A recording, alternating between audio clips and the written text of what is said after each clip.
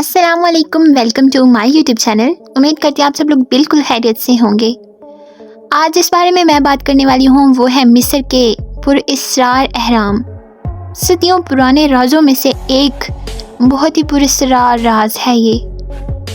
अगर आपको अजीम तारीखी अजूबे अहराम मिस्र की सियाहत का मौका मिले तो उन बुलंदो बाला मखरूती मकबरों की हियत और जलाल, कदामत और तर्ज तामीर देखकर आप हैरान हो जाएंगे और आप अक्सर उन यादों को अपने जानने वालों के साथ बांटेंगे। अगर आपको वहाँ जाने का मौका नहीं मिला तो आपने आसमान को छूती हुई सहरा में वाक़या तकरीबन 4,500 साल पुरानी उन अहराम की तस्वीरें तो ज़रूर देखी होंगी, जो दर हकीकत मिस्र के उन बादशाहों की आखिरी आराम गाहें हैं जो ख़ुद को खुदा कहलवाते थे नाउज़ुबिल्लाह, और अपना नाता आसमानी देवताओं से मिलाते थे।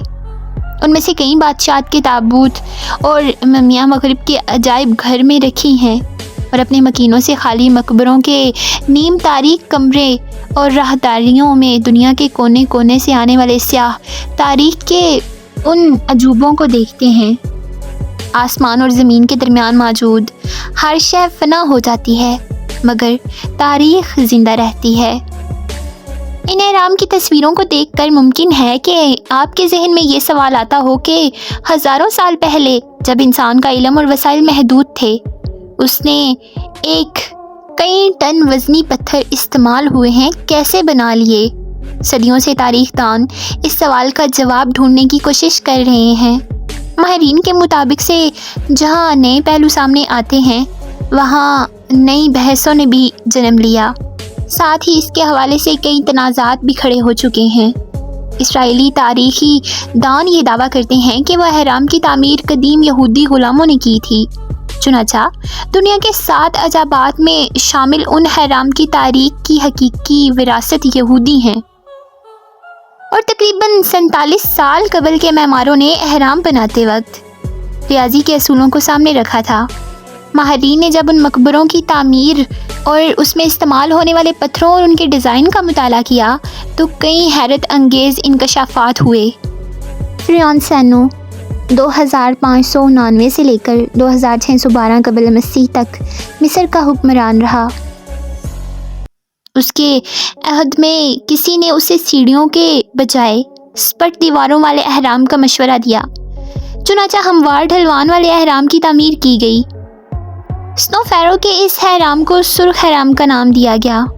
स्नो फ़ैरो के बाद उसका बेटा हुफो फ़ैरोन बना जिसने 2566 से लेकर 2579 कबल मसीह तक मिस्र पर हुक्मरानी की। यही वो शख्स था जिसने मिस्र की तारीख का सबसे मशहूर और अज़ीमुश्शान हरम तहमीर करवाया। हरम की तामीर से कबल दरस्ते ज़मीन की तलाश का मरहला था, क्योंकि उसके माहिर तमीरात को ऐसी कितने ज़मीन दरकार थी कि जो कि ऐसी इमारतों का बोझ बर्दाश्त कर सके। लिहाजा उन्हें काहिरा के नज़दीक सबसे मौजू मकाम मिला। उससे बड़े बड़े मकबरे की ऊंचाई तामीर के वक्त 481 फीट थी। वक्त की शिकस्त और बोसीदगी ने उसकी ऊंचाई 30 फीट तक कम कर दी, लेकिन उसके बावजूद उस इमारत को 43 सदियों तक करे अर्ज़ की सबसे ऊंची इमारत होने का एजाज़ हासिल रहा। 1300 में 160 मीटर बुलंद लटकन कैथेड्रल ने उससे बुलंद तरीन इमारत का एजाज़ छीना। इस मकबरे की बुनियाद मुरब्बा शक्ल की है जिसकी हर जानिब की लंबाई 751 फीट है। माहिरीन को इस बात पर इंतहाई ताज्जुब है कि उस ओहद में जब ना तो साइंसी आलात थे और ना ही अलूम व फ़नून ने तरक्की की थी, कदीम मिस्रियों ने किस तरह ऐसी दीवार खड़ी की जिनकी पैमाइश में इंतहाई मामूली फ़र्क भी नहीं है।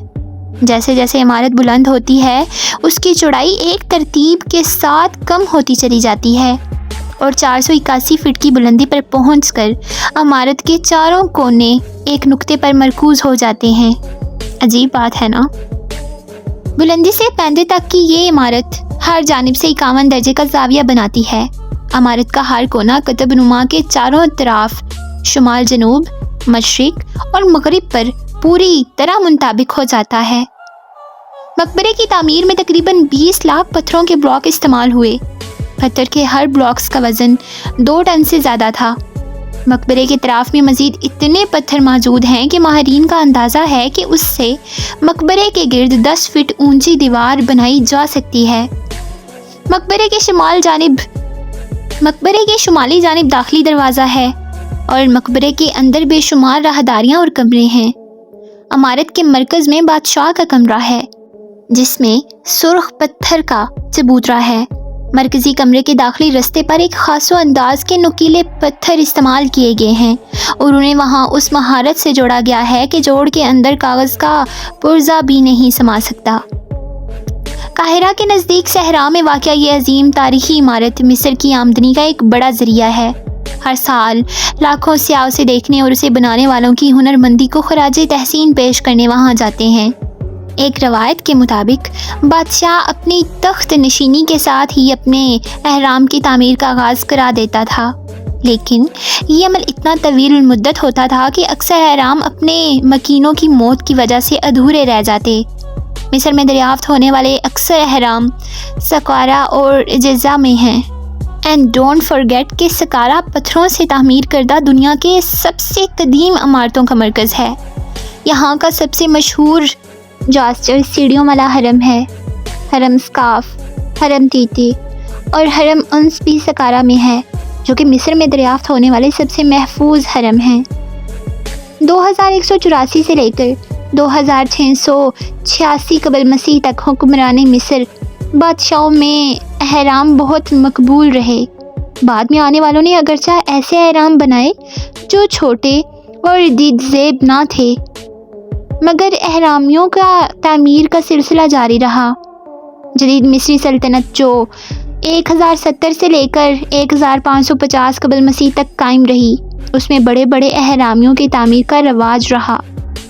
مقبروں کی تعمیر کے ساتھ مصری بادشاہوں کے سامنے ان کی حفاظت کا مسئلہ بھی سامنے آیا، کیونکہ یہاں صرف ممی ہی نہیں رکھی جاتی تھی، بلکہ ضروریات زندگی سے لے کر آرائش و ذبائش اور ہیرے جوہرات تک قیمتی اشیاء سے یہ اہرام بھر دیے جاتے تھے۔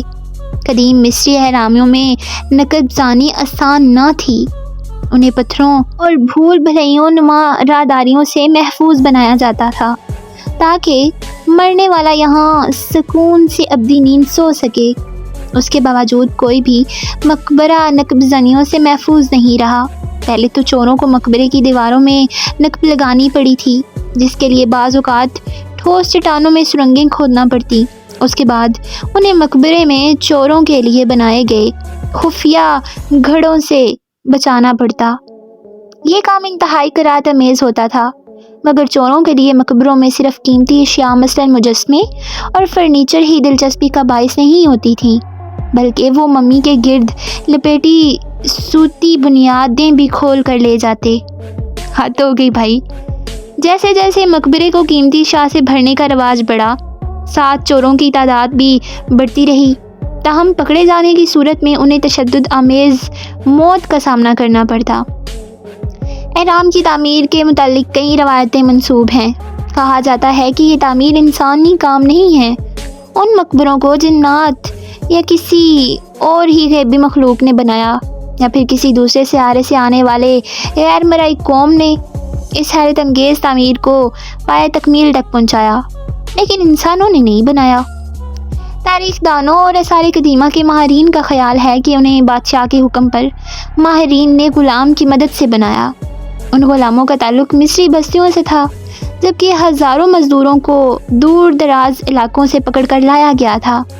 تعمیر کا یہ سلسلہ کئی برسوں تک جاری رہا۔ 1860 میں اسکاٹ لینڈ کے ایک ماہر آثار قدیمہ چارلس بیزی سمتھ نے اہرام مصر کے بارے میں ایک نیا نظریہ پیش کیا کہ انہیں یہودی غلاموں نے بنایا تھا اور ان غلاموں کو فلسطینی علاقوں سے پکڑ کر مزدوری کے لیے لایا گیا تھا۔ اس نظریے کے منظر عام پر آنے کے بعد یہودیوں نے دعویٰ کیا کہ وہ اس عظیم تاریخی ورثے کے اصلی وارث ہیں۔ 150 سال سے جاری اس بحث میں ایک نیا موڑ اس وقت آیا جب قاہرہ میں ایک کانفرنس کے دوران مصری ماہرین آثار قدیمہ نے چارلس کے نظریے کو باطل قرار دیتے ہوئے نئے سائنسی شواہد پیش کیے۔ مصری آثار قدیمہ کی سپریم کونسل کے چیئرمین ڈاکٹر زاہی ہوس نے ماہرین کی ایک ٹیم کے ساتھ جدید سائنسی ٹیکنالوجی کی مدد سے مقبرے کے اندر قدیم مصری سلطنت کے چوتھے دور سے تعلق رکھنے والے ایک انسانی ڈھانچے کے مطالعے کے بعد بتایا کہ وہ قدیم مصری باشندہ تھا، نہ کہ اسرائیلی غلام۔ انہوں نے کہا کہ اس ڈھانچے پر کیے جانے والے تجربات یہ ثابت کرتے ہیں کہ اہرام کی تعمیر قدیم مصریوں کے ہاتھوں سر انجام پائی تھی، نہ کہ یہودیوں کا کوئی حصہ تھا اس میں۔ یروشلم پوسٹ میں شائع ہونے والے ایک انٹرویو میں مصری ماہر آثار قدیمہ ڈاکٹر نواب شعیب نے کہا کہ تاریخی حقائق یہودیوں کا دعوے کی نفی کرتے ہیں۔ انہوں نے کہا کہ قدیم مصری تاریخ میں 19ویں سلطنت میں اسرائیلی غلاموں کی موجودگی کے آثار ملتے ہیں۔ یہ 1300 سال قبل از مسیح کا زمانہ ہے، جبکہ عظیم اہرام اس سے بھی 1400 سال قبل قدیم چوتھی سلطنت کے دور میں تعمیر ہوئے تھے۔ اسرائیلی ماہر آثار قدیمہ بیرش پریڈل یہ اعتراف کرتے ہیں کہ اسرائیلی ماہرین کے اس دعوے پر کبھی سنجیدگی کا اظہار نہیں کیا کہ اہرام یہودیوں نے بنائے تھے۔ آثار قدیمہ سے متعلق کسی اسرائیلی کتاب میں اس بارے میں کچھ نہیں کہا گیا، تاہم انہوں نے کہا کہ قدیم مصری تاریخ کے جدید عہدے میں یہودیوں نے رامسیس کے دور حکومت میں مقبرے بنائے تھے۔ عام یہودی اپنے ماہرین کی بات ماننے کے لیے تیار نہیں ہیں، وہ اہرام پر اپنا حق بناتے ہیں۔ مصری اسکالر ڈاکٹر شعیب کہتے ہیں کہ اہرام کو تعمیر کرنے والوں کا کھوج لگانے کے لیے ہمیں تاریخ کا جائزہ لینا چاہیے، اور تاریخ 5000 سال قبل اہرام بنانے والے لوگ غلام نہیں تھے، بلکہ دریائے نیل کے کناروں پر آباد قدیم مصری باشندے تھے۔ نیل میں ہر سال سیلاب آتا تھا اور بستیوں میں رہنے والے لوگ اپنے گھروں اور مال و اسباب سے محروم ہو جاتے تھے۔ مشکل کی اس گھڑی میں بادشاہ انہیں خوراک، رہائش اور زندگی کی دیگر بنیادی سہولتیں فراہم کرتا تھا۔ اہرام کی تعمیر ایک طرح سے بادشاہ سے اپنی عقیدت کا اظہار تھا۔ بادشاہ ان کے لیے دیوتا کا درجہ رکھتا تھا۔ تاریخ یہ بھی بتاتی ہے کہ اہرام کی تعمیر کم و بیش 20 برسوں پر پھیلی ہوئی ہے اور انہیں یکمشت نہیں بنایا گیا تھا۔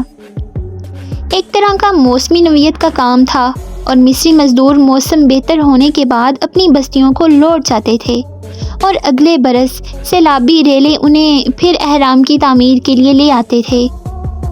شام کے وقت جب سورج کی الوداعی زرد کرنیں صحرا کی خاموش وسطوں میں ایستان ان عظیم عمارتوں سے ٹکراتی ہیں، تو ایک ایسا طلسماتی منظر جنم لیتا ہے جو دیکھنے والوں کو عجیب ہی کیفیت میں مبتلا کر دیتا ہے، اور ذہن میں خیال آتا ہے کہ دیوتاؤں کا مقبرہ بنانے والے بھی تو اپنے فن کے دیوتا تھے۔